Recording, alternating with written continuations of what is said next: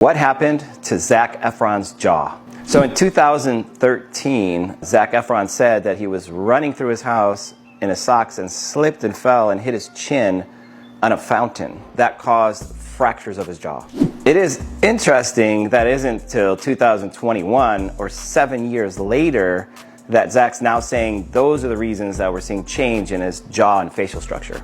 Zac also says that during the pandemic, he wasn't able to get his physical therapy for the broken jaw and that his jaw muscles or his masseters grew because of that. So do we think this is a plausible explanation, or what is really going on with Zac? So in defense of Zac, there are certain jaw fractures that can cause distortions of the jaw, and later on cause hypertrophy of jaw muscles. But those fractures are pretty rare and they're up high here in the joint. Any of the other jaw fractures, he would need to have surgery or plated. So I think that would be really helpful in this case would be to see these x-rays or fractures or what really happened, because the timeline is a little strange. Although, like I said, you can do physical therapy for these particular type of jaw fractures and not have surgery. But if he broke both, then he would have needed surgery. And if he didn't break both, then only one side would have grown. So there's a lot of things about this that don't make perfect sense as far as the story.